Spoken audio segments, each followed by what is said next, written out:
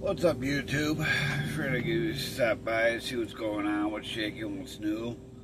I know it's been a hot minute since I've done a video, but yeah, there's a lot that's been going on. I'm still with GP Transco in a different truck.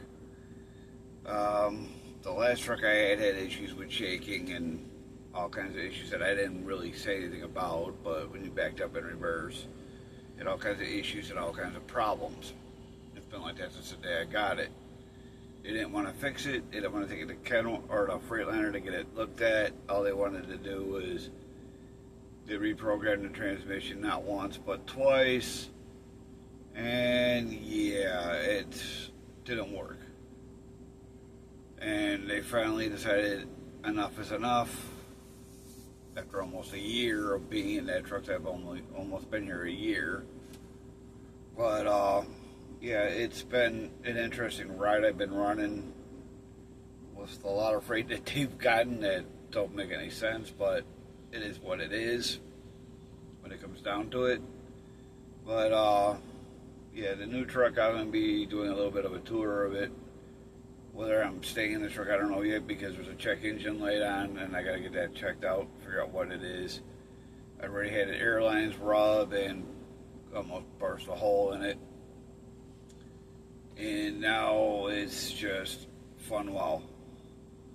The other issue I had with that truck sucked a lot of fuel, but the funny thing is I laughed because this company complains about fuel economy and about idle time.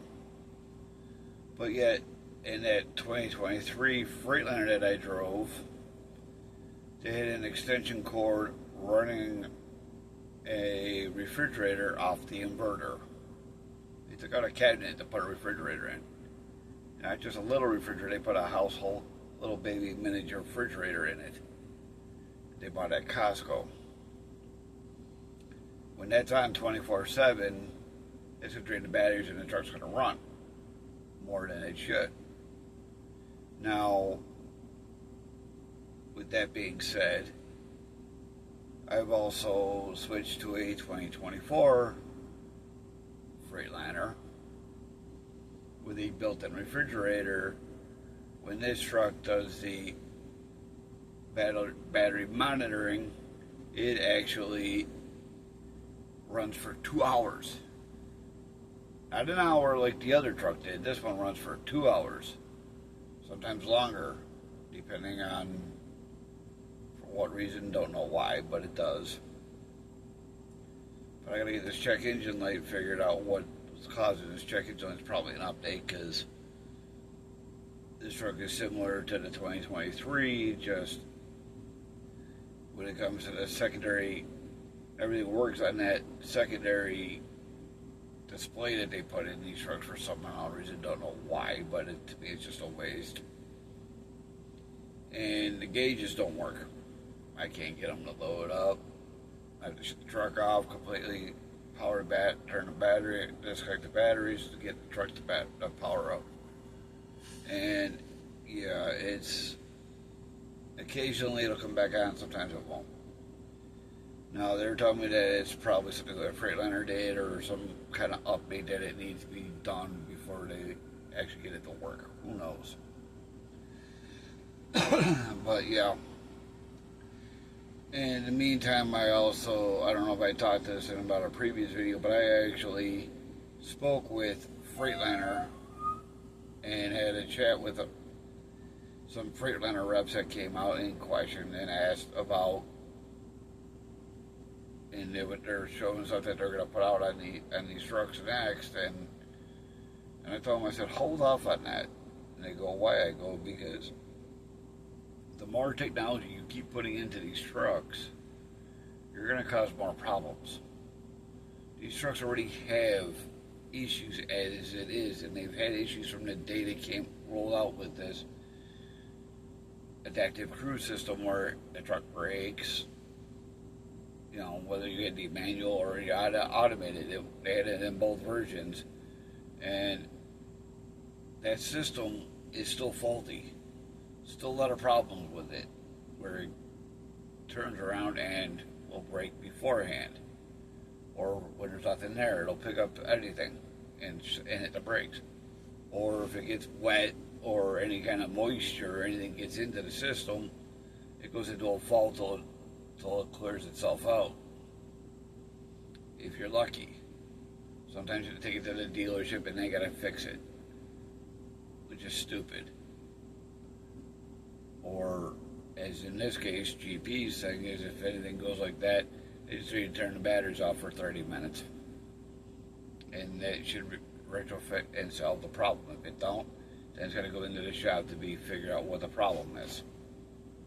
It's, and every time I've taken my truck into the shop, they turn around and tell me that, oh, we can't fix it because there's no error codes. This is what happens when you go buy equipment and you're dealing with maintenance and you're trying to fix things from one computer to another computer, trying to tell you what's wrong and how to fix a problem. But again,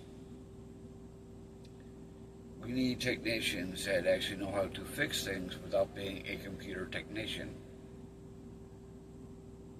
to figure out how to solve problems and listen to what some of these drivers are telling you, what could be what's going on and what triggers it. If you don't take these trucks for a road test when the driver's telling you something's an issue with someone is doing something with the transmission, maybe you should actually listen and do what a driver tells you it's doing. Take the few minutes and listen. Stop thinking the driver doesn't know what he's talking about.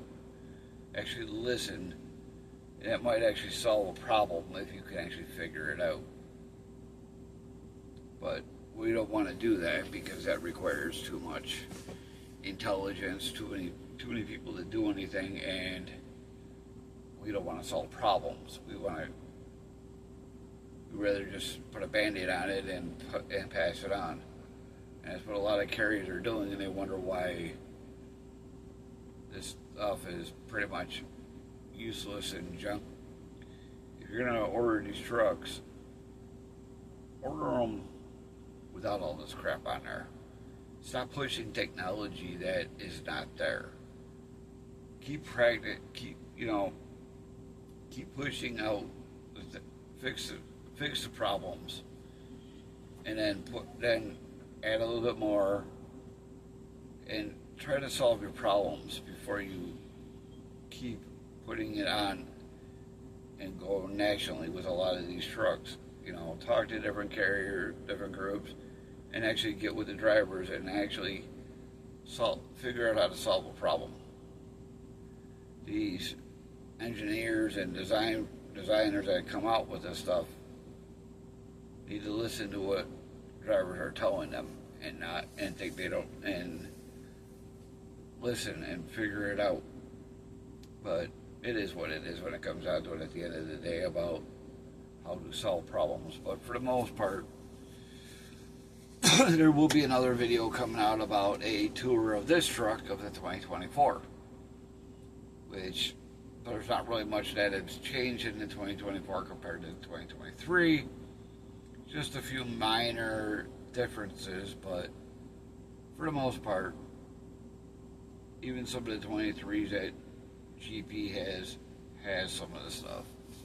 But yes, I just wanted to touch base, let you know what's been going on. What I've been doing is just trying to get things situated and figuring things out, and I just wish they would listen and learn how to spec a truck, because they're worried about fuel economy. If they want to spec a truck, match the engine and the drivetrain to what you're hauling. Stop going with the basic, and you need to match your powertrain to what you're doing.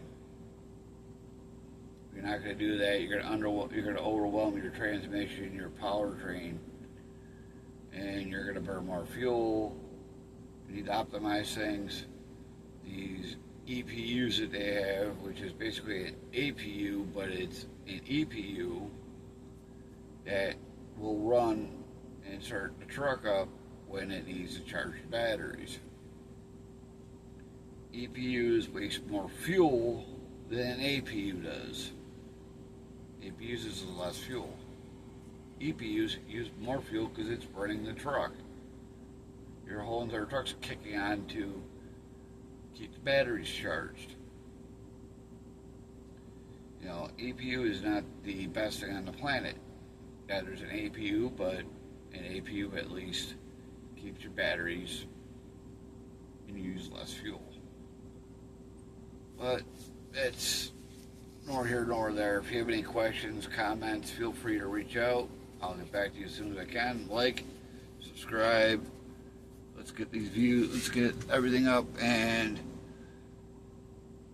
let's just get the views up, and let's get the likes up, let's get the subscribers base up, and the more I get more subscribers, I'll do more different types of different videos. If there's a video or you have a question about something, feel free to leave me a comment, and I will get back to you as quickly as I can. Bye for now.